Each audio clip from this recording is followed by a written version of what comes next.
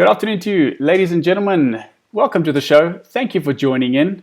I appreciate your attendance. It's going to be a fascinating conversation this afternoon. I've got a very interesting guest, a very well-learned guest, a guest that's well-liked and accomplished a lot in his time in aviation and other things. This is High Performance Teams. My name is Alex MacPhail, and my guest today, André Coetzee, is going to be exciting. Stay with us.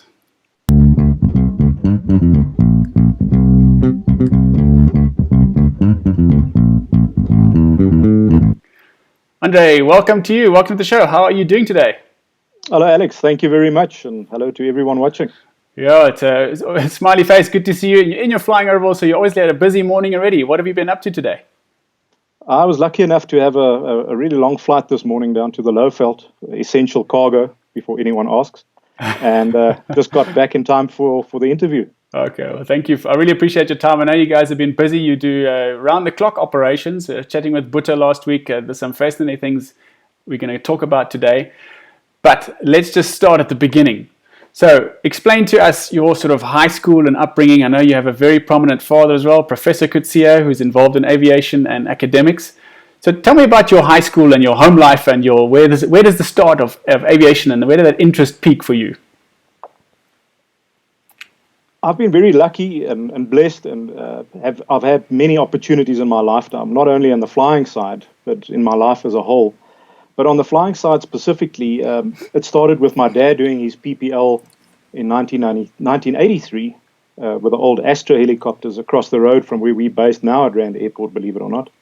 And it fascinated me after every day's lesson or flying that he did, he would share it with me, and it cottoned on very quickly, being 11 years old at the time. And I was lucky enough to start my PPL at the age of 15 in Standard 7. And started on a Robinson 22 at Grand Central those days. And from there, it just grew. I had a busy and a fruitful high school career, which I really enjoyed school. And then straight after that into varsity, where the flying tapered off a bit. And only after that did I really get into the whole flying scene with a PPL and further. Okay. I know then, so your dad started flying a little bit later, and he was quite an accomplished academic in his own right, an entrepreneur, and there's some exciting stories about the helicopters coming, but that sort of early days of flying and just immersing yourself in those conversations. I mean, I see it with my own kids as well, talking flying. The questions don't stop, and I mean, that almost leads you down a rabbit hole of just discovery and learning, because it's not something you're learning at school, it's something you're doing in your own time. And it seems to me that you've fostered a love of learning in your life, if I look at your sort of background and a summary of your career.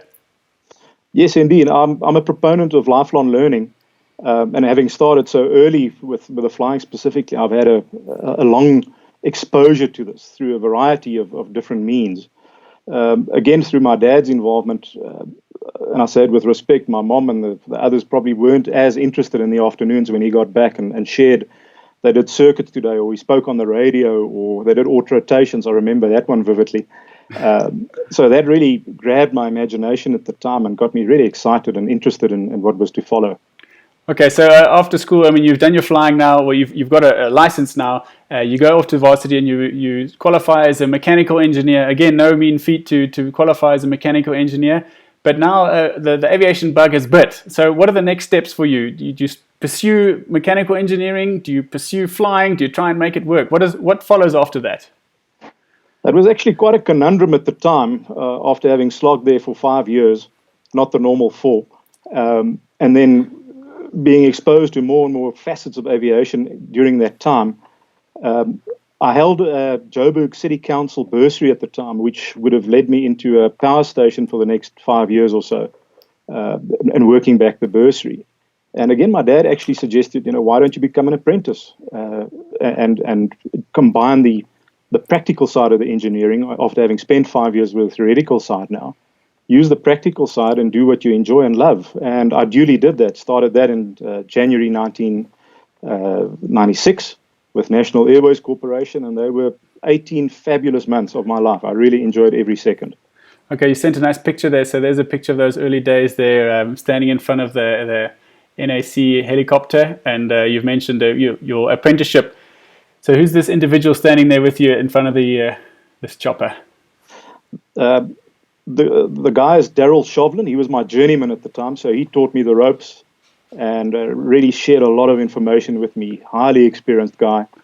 The helicopter behind him used to belong to Sasol, and the registration I know offhand is Zulu Sierra Hotel Delta Fox, which we kept to this day. So when the helicopter was exported, we actually took over the registration, and it's one of our machines in the fleet for nostalgic purposes. Oh, that's a cool story. Okay, but I just want to park there because that's quite an interesting journey. Now, you've come out as a graduate, you're an engineer, and then to join a trade, I mean, is this something that from the apprentices or the qualified mechanics, etc., the AMEs and the organization that does the sort of maintenance of aircraft, is there a bit of a rift there? I mean, a professional engineering person, now you're talking with becoming an apprentice, is it a step down? What is that sort of relationship like?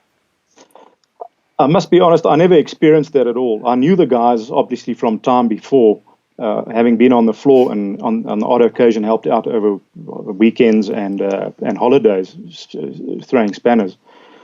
So I knew most of the guys, and I found them extremely welcoming and eager to teach me because I had a lot to learn, obviously, as I still do. I was also in a very awkward position, being 23 years old at the time and being accepted under the Section 28 or the OPA clause at the time, whereby the old geezer would then join in and the youngsters would start at 18 or 19 years old and we'd be peers, which was fantastic. And a lot of those guys are still my friends and very good friends of mine still next door, and they look after our machine. So it's been a fantastic journey through the apprenticeship and then ultimately qualifying. Okay, so now you qualify as an AME and you're part of the NAC, but now obviously the bug of flying is still there. So how do you go about working on aircraft but still wanting to operate aircraft? It was a bit of a conundrum at the time, obviously being both a low-time pilot and a very inexperienced AME. I had to make a call at some point, and that happened just after qualifying as an AME. I made the call of completing my instructor's rating and literally went across the road to NAC Charter and NAC Flight School. And under the guidance and tutelage of Buzz Besaidenout, he showed me the ropes and really got me going on the instruction side. And thankfully, there was quite a bit of charter to be done as well at NAC Charter. So I've been in the NAC fold since day one, literally. Okay, well, it sounds like you were working not quite, but almost round the clock, working, flying, and then working, mixing it all up, but slowly upskilling yourself. You've got a degree, you've got your instruction, you're doing charters, you're an AME. So what's the next step? I know your dad's still involved in your life at this point, quite instrumental. And now it's time to break away from the fold. And what's the next adventure after that? Yes, that was 1998, early 99. My dad, being the strategist and the wise old man that he is, suggested let's start our own thing, which was unheard of. The likes of NAC and the real big players in the industry were well established. They were obviously well known, around for 50 years or so. And the industry was almost a closed shop at that time. There weren't many opportunities, or opportunities sought, I should say. And we bought a little hangar around the corner at Rand Airport between the two Placo hangars. And it was in an absolute state, cleaned it up, a lick of paint, and started there with 2 jet Rangers 6 months later, sort of thing. It sounds amazing. I want to put a picture up of you and your dad in one of those early jet Rangers. It's a great shot there. So tell us about that experience there. Sitting there, you own the aircraft, you're setting something up, and it's you and your dad, this guy that you've been looking up to for years and years, all things flying. Now you're operating together. What is that like? That must be amazing. It really is. To share a job and a hobby and a passion is just unheard of. And more so with your father. And I was very lucky to have him as a mentor, and I still have to this day, and to really look at the different business models, different ethics, a different way of going about our business, not necessarily what other people do. That's their business. And that really set us up. Even though he was never permanently involved, he was always involved in the background in an indirect manner, and has always been there, which we're very thankful for.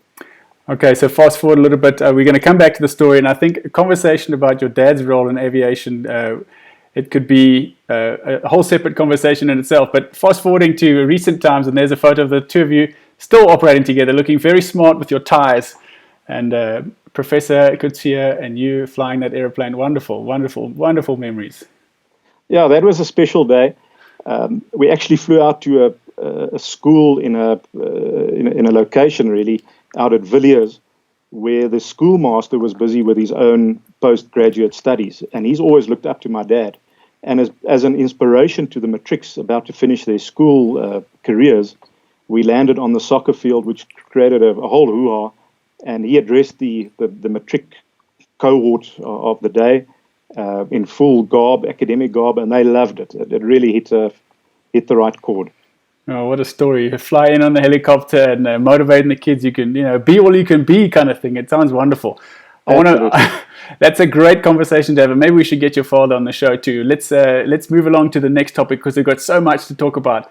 Okay, so you get your instructor's rating, and you've been very involved in flying in charters and all sorts. You've now got your own business, and you're getting going. So what is those early days like? I mean, how do you secure the asset to get the contract, or get the contract without the asset and building? You've got one helicopter, two. Those first couple of years are tricky things, and it takes a while before you recognize and you can look around and say, we're doing this thing. I mean, what are your thoughts at that point? How do you go about building your team on those early days?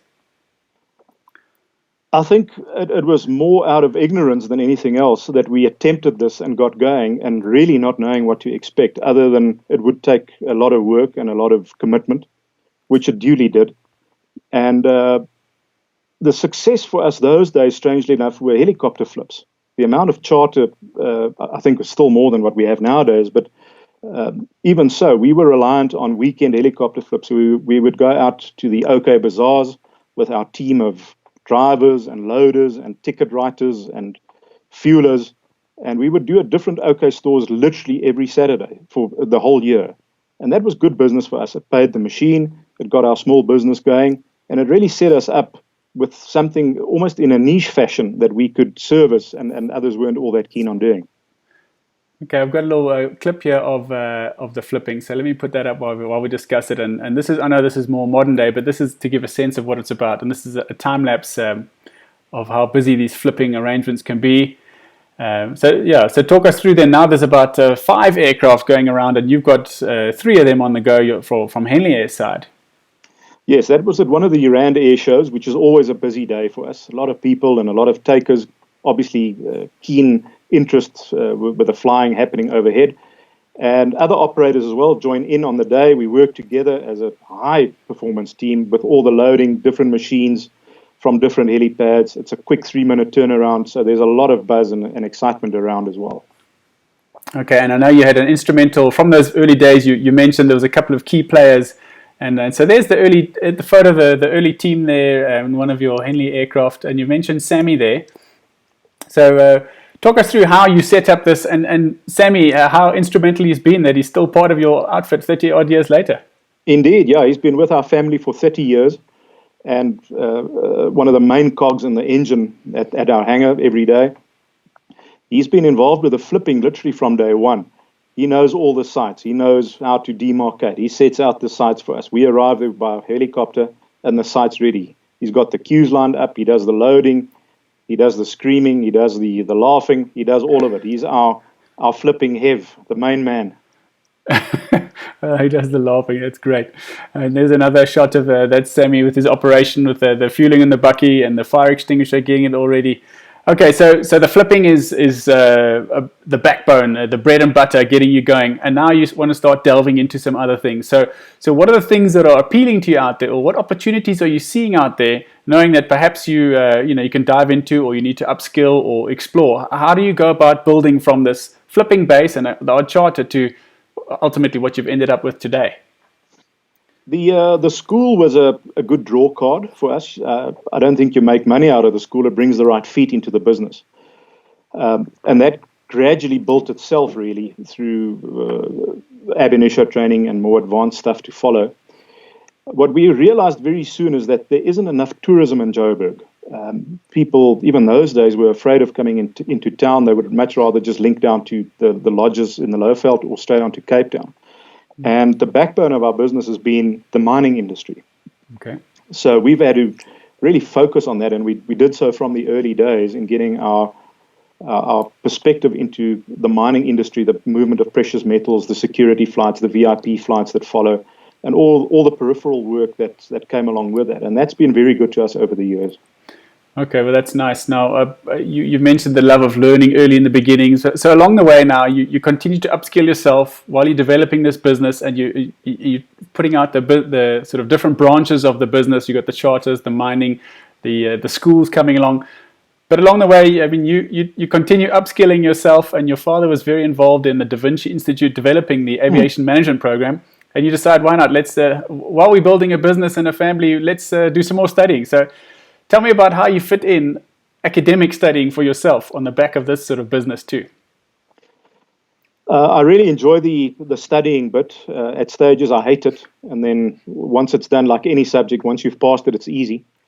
But it has been an integral part of my life, the continuous studying, and it probably will be forever and a day. The MSc I did at that time was very focused on aviation management. So it had an MBA flavor, but everything in terms of the modules was slanted towards aviation, which was really fascinating. So it wasn't only the hardcore MBA stuff that we did at the time. Okay. Now, listen, there's lots of questions coming through. And as we talk, folks, if you can keep bringing your questions in. So people are interested in a whole bunch of different things. We're going to get your questions. Keep them coming. Moving along a little bit. Okay, so you've built up a little bit, and you get to a point now, years down the line, that you decide, okay, there is some kind of opportunity with medical rescue, etc., the helicopter emergency medical services, but you find or you see a gap in the market for NVG, and you start corresponding and researching with people in the States and all over the world. But then you come up short at the CAA and what's in the legislation. So no problem, you'll just go and assist them with drafting the legislation. So tell me about how you select the right people and how you put processes in place to assist civil aviation with creating the document and the footprint necessary to deliver NVG operations at any time of the night for medical rescue.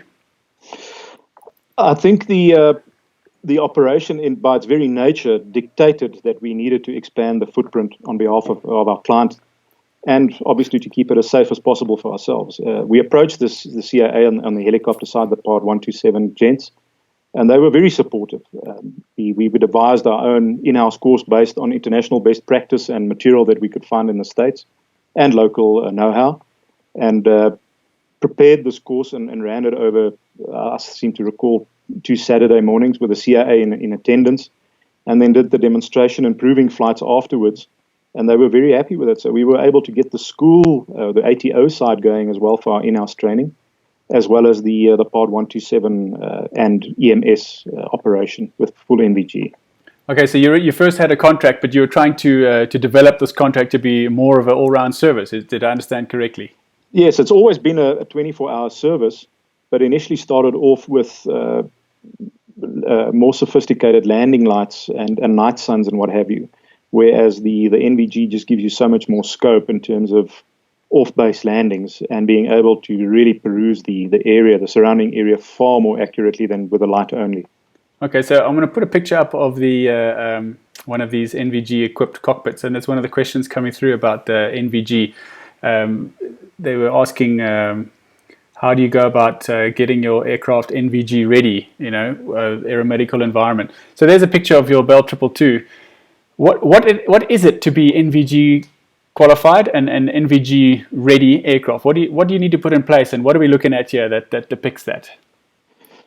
The NVG ready machines were actually bought from the States, so they came with a STC from ASU at the time, which helped immensely in terms of getting that through the initial C of A inspections. In terms of the training, it's done, a fair bit's done on our simulator. And then in a smaller machine first, just to become comfortable with the goggles and the arrangement, and then the final test is done on the actual machine. Though the picture that you see there, it's done on that machine. Okay, and then so you get your aircraft already prepared. It's NVG ready when it arrives in the country. Is that right? So you don't do any modifications yourselves? Ideally, we're in the process of looking at that now. But the machines that we bought came with medical kit, luckily, and with the NVG equipment. Okay. Well, now I'm having a chat with Butta recently. He mentioned a couple of things about this. Now, your HEMS services with these Bell 222s, the utility version, it says you've got a fleet of 8 serviceable at any one time. I mean, that's a thorough service. He said it's running like almost like a military operation. You got something that's going wrong, no problem, get the item out of store. So, tell me about how you set up the HEMS specific side. This sounds to me like a high performance team. What is the processes in place to build your team to provide the kind of capability that HEMS is after? Absolutely. The HEMS service by its very nature is 24 hours a day at least. So it requires full-time staffing. By day we use a single pilot, and at night dual crew with the NVG and night capability. The serviceability thereof is quite intense. The client and the patient ultimately expects the machine to be as close as 100% dispatch reliability, which is intense to manage. It involves an excellent team of maintenance engineers that have got to be on call and ready and understand the machine and our mission requirements to fulfill our promises, essentially. The back office stuff is pretty busy as well in terms of the crew training, proficiency, making sure that the pairings are done properly in terms of seniority and co-pilots. So there's a lot of things involved with a single mission that's not necessarily seen, and the helicopter has to be on call and available and ready to go. Do you have a whole separate team that is dedicated to the HEMS environment, or do you employ and train everyone in your environment to be at that level? We have minimum entry requirements and then a graduation program to become a day commander, ultimately a night commander through a co-pilot program that we run. So we have a core team of guys that are the senior line pilots on the EMS side, and then we feed the co-pilot system through the rest of our operation, being either the school or the vehicle tracking components, or even the charter side. We make a huge effort to use our own crew as much as possible. Okay, all right. So then explain the sort of the delivery and the planning of this operations. Do people come to work for the night shift and there's a briefing every evening? Or how does the functional day-to-day process work of this advanced dispatch team that works through the night, day in, day out? Yes. Very importantly is that there's a formal shift handover between the flight crews and also the paramedics. So they would run through stock levels on their side, medical equipment, medicine. On our side, obviously, on the aircraft itself, whether there are any defects or anything that needs to be taken care of by day or that they should be aware of by night. And general stuff that might have happened, a fancy landing, or be aware of this helipad. They noticed this on one of the approaches. So there's a lot of information constantly being shared rather than in an isolated or secluded control volume. We make a point of a formal shift handover at every single time. Okay, and is your medical staff, you mentioned the stocks, etc., is the medical and the paramedic side also based at Henley? Are they Henley staff? They're not Henley staff. They're employed by the client, okay. But they with the flight crews, obviously. It's very intimate and cozy, and Sure. on call with the rest of the crew to be able to dispatch immediately. Okay, and what is your typical dispatch? How does that work? Is it a call and you've given the client, we'll be able in 10 minutes, or how do you offer that service? How does it play out? It's typically in that region. It really depends on the nature of the call, whether it's a primary call to an accident scene and the poor patients are right next to the road, or an inter-hospital transfer where a patient is already in a facility but the level of care isn't adequate and he or she needs to be moved to a more adequate facility, typically in Johannesburg. Okay, now we've been discussing a lot of detail about this, the HEMS, and I want to come back to it, but let me just put a couple of video clips here to just show the diversity of the sort of helicopter operations that you've been involved in. So here's a clip that you sent me about landing on a ship.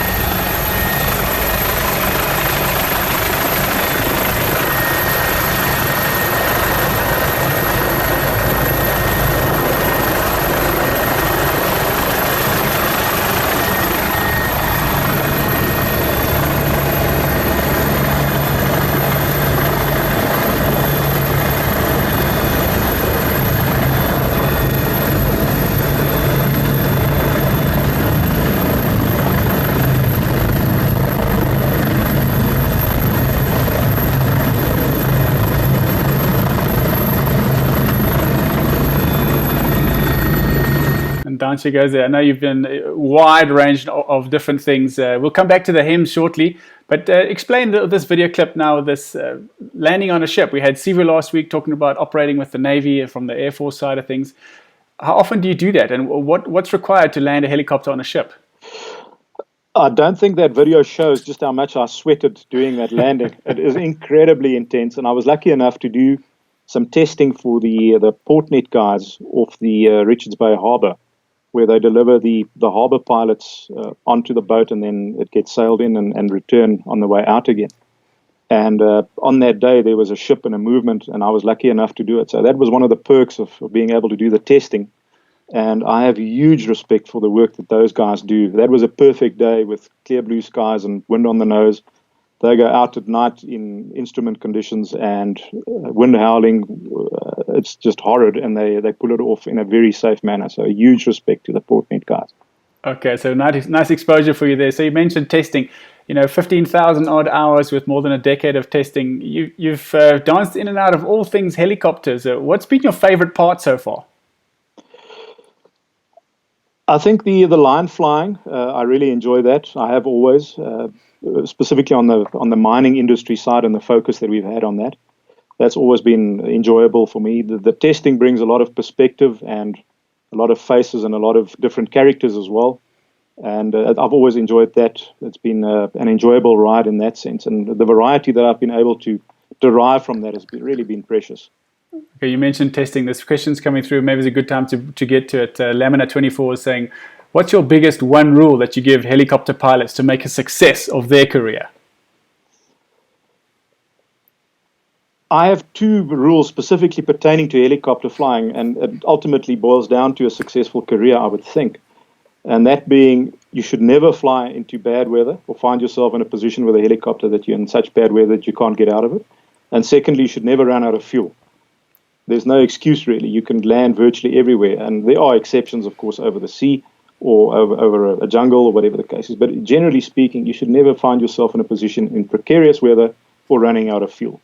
Okay, those are some good tips there. Augusta's asking, Andre, your journey's been inspirational. What got you into the aeromedical environment, and what have you learned as a result of that? Augusta Dawning. It was actually by default many years ago. We bought one of the 222s for spares, and it arrived here in full ambulance configuration, which was quite a surprise, and we decided to get it painted up and ready. And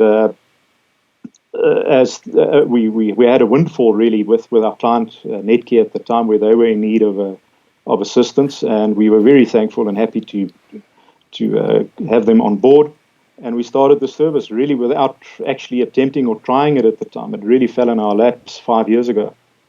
Okay, so nice. But again, opportunities come along, and whether you grab them or not, that makes all the difference. So you seem to be someone who's seen opportunities and taken them, almost like if somebody offers you something, you say yes, and you figure it out as you go along. There's been a lot of that, yes. Paul wants to know, what was your reason for pursuing the PR engine, and has it been useful in progressing within the aviation sector in South Africa? I've unfortunately not worked a single day in my life as an engineer, full-blown engineer. I've done a lot of engineering work, but never in a formalized environment, which I regret to a certain extent.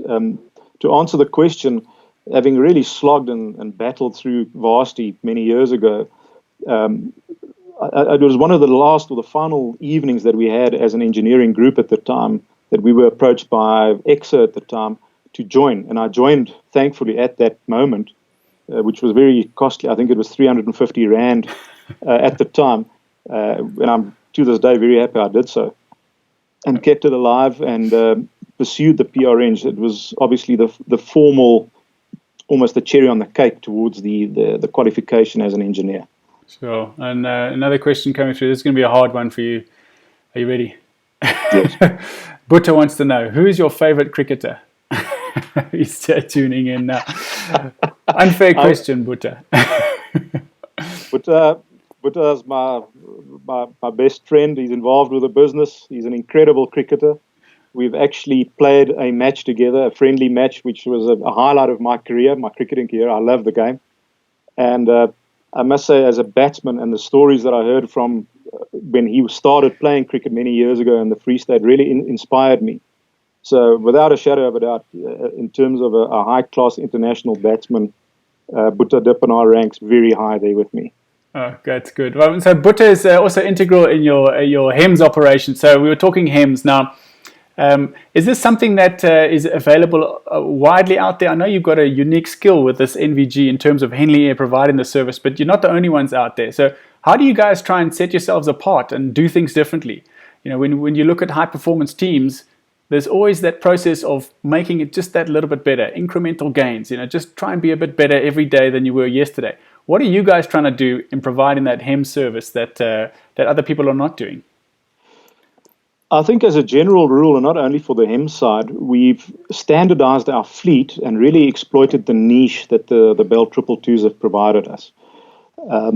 To that end, we developed and built through a local company our own simulator, which is the only one in the world. And that's really helped our team, all our crews, to derive as much benefit as possible from scenarios that you simply can't simulate in the helicopter at peril to man and machine. So that's really been a platform for us to launch from, and through the standardization of machines, they all look the same. They're the skid versions, obviously the UTs. We call them the vanilla machines. They're straightforward and nothing fancy to them, which we appreciate and prefer.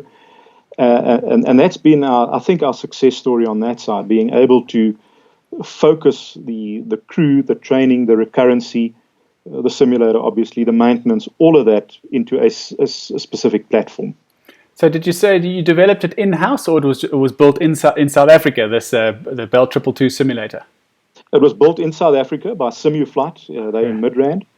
And we actually took a used Bell 222 airframe. It's a complete airframe that we cut the tail boom off. So it resembles what is an actual airframe that we use. So it's as close as damn it to the real McCoy. And the SimuFlight guys did a fantastic job in setting this up, building in the simulation, a lot of it from first principles because none of it was available in terms of flight test data. Sure. And it's a work in progress. We use it quite extensively. It's an FMPT2 with MCC capability. And we're slowly developing it more and more as we learn and get to know it better.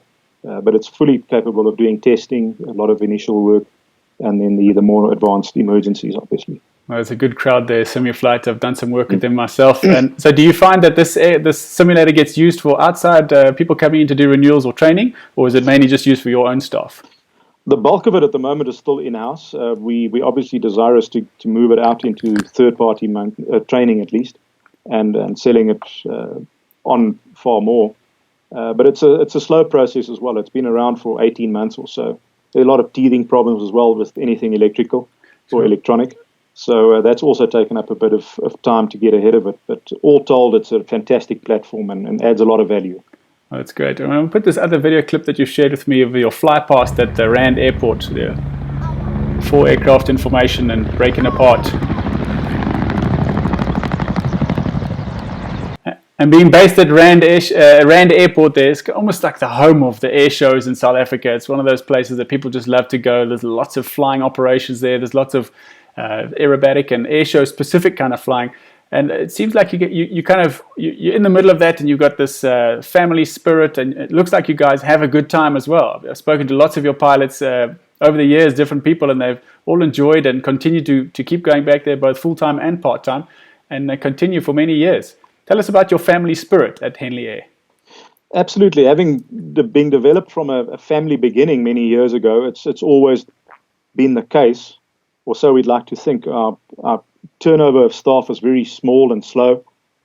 People tend to stay long. That same goes with our students, our owners, our flight crews. So we really endorse and punt that as a selling point for our business. But also that is the way it is. It's not synthetic or a makeshift, almost smoke and mirrors attempt.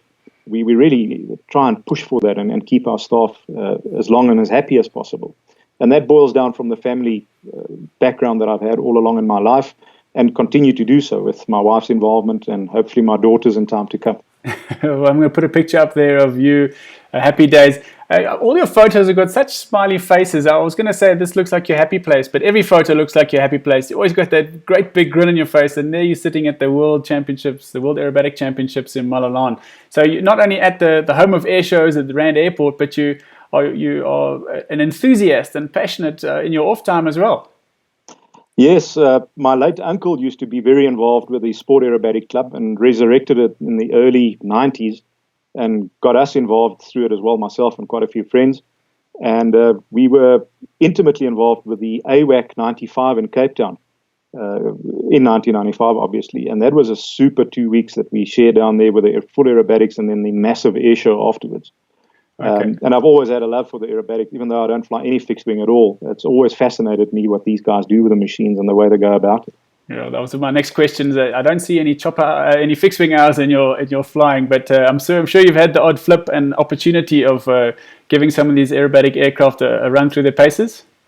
I have. Yes, I've been very lucky, particularly with Prof Coetzee. He always drags me along when there's a ride, and shares his vast knowledge and his expertise, not only with the aerobatic side, but just with general flying and handling, and his airmanship is just an absolute gentleman to fly with. Oh, that's true. Another great guy. We're going to try and get him here on the program as well. Okay, now you've mentioned family. You've got a close-knit family feeling at your business at Henley Air, and not only that, but you've got your family involved in the Henley Air. So I'm going to put a picture up here of you standing with your wife and your brother, also both involved in aviation, and particularly your wife, who's hopefully joining us on the show now. Not only a radar controller, but a helicopter pilot too. Yes, she's always enjoyed the flying and the whole thrill of helicopters, and started her PPL 4 years ago, completed the COM in record time, and within a week or so did all the subjects and just kept on building on that. And we do a lot of flying together, which is really fun. I must say it's a huge kick for me. And she's passionate. She does the hard yard. She flies at night on the vehicle tracking system and away from home. So she's committed and she loves it. Oh, that's great. And I believe your brother is also involved in aviation as well. He used to fly with you as well, and now doing other things too. A real flying family. Yeah, the whole bunch of jack of all trades. My brother's name's Jack, by the way, and he manages a private jet for a corporate client, and then also flies their Jet Ranger and a Bell 230. So he's an accomplished guy with good hands, and he looks after the aviation interests. Oh, that's good. Now, some more messages coming through. Yeah, people saying hello. Marianne saying hello to you, and Rihanna joining us from South African Airways. She was the port manager secretary at the age of 20, and it was the happiest years in Richards Bay, going back to that landing on a ship. Paul wants to know, what does it take to become a fellow at the Royal Aeronautical Society? The initial phase is a member of the Royal Aeronautical Society, and I seem to recall, but I can't remember the exact time, has to pass before you can apply to become a fellow, and it has to be endorsed by other fellows. I think 2 of them, if memory serves, have to endorse you, and then that gets presented to the Royal Aeronautical Society board, which I think sits once a year, so it's quite a tedious process, and I was lucky enough to be accepted to that. I'm very proud of that. Okay, I know this. It is a illustrious crowd that you associate with. Let me put this picture of a nice little buzz fly past here at the Rand Airport once again. Happy days seeing helicopters in the sky.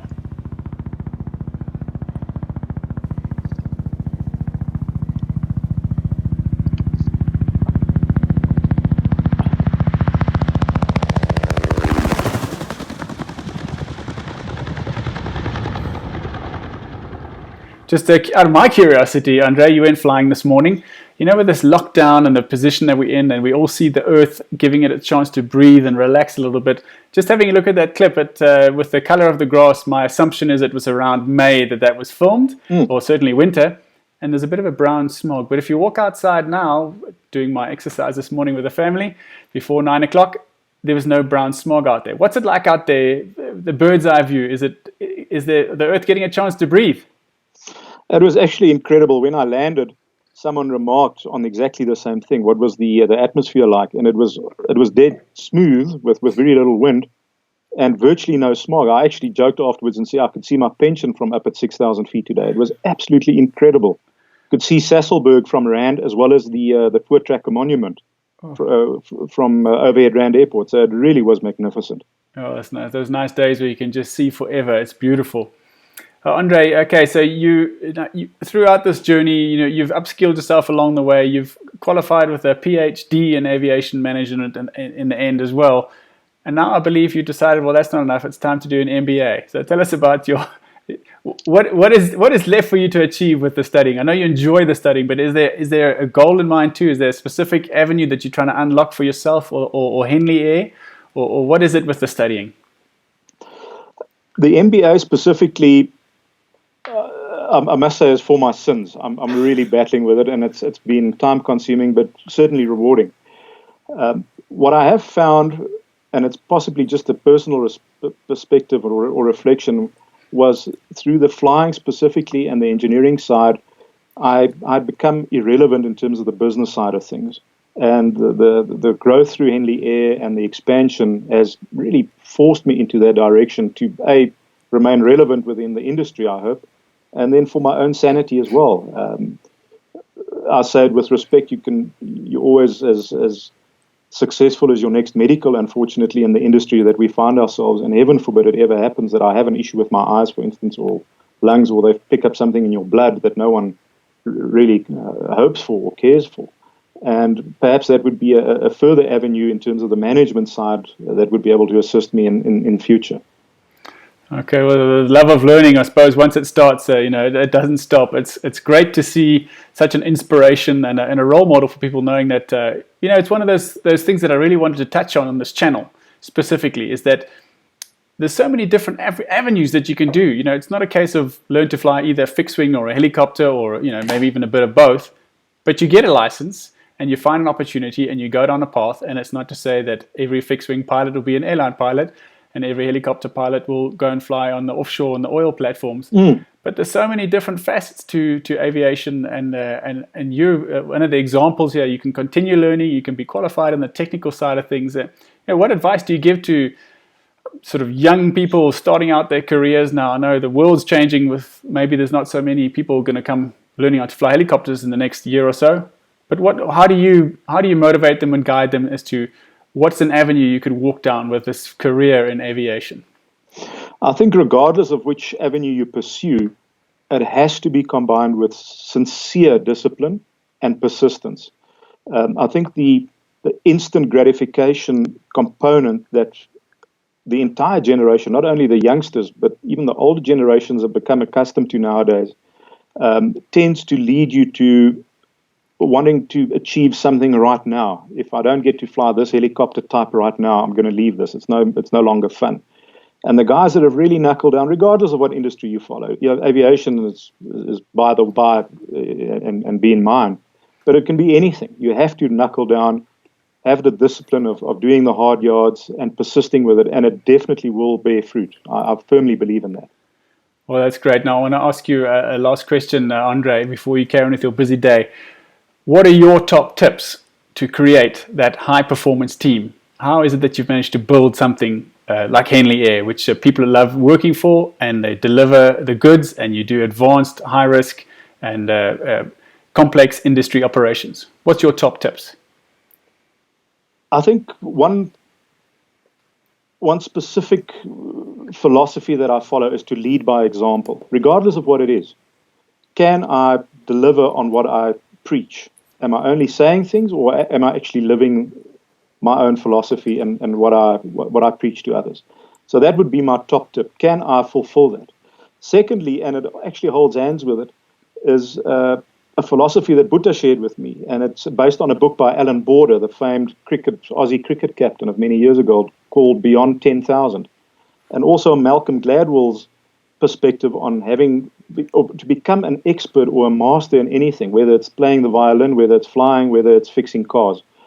You have to do it 10,000 times, and beyond that, you can regard yourself as an expert or not even.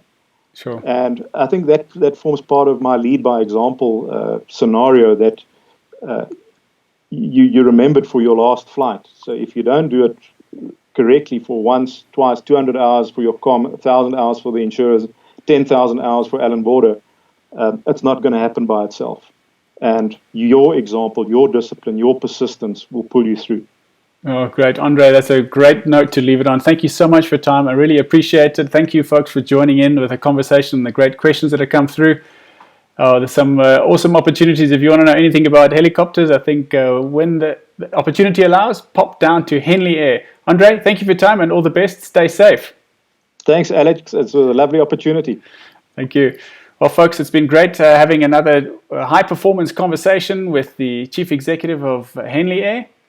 Please remember, if you can subscribe, share, like, and continue to help this channel by giving it some wings and putting it out there. I appreciate that. Some more exciting people lined up in the weeks to come. Until then, please stay safe.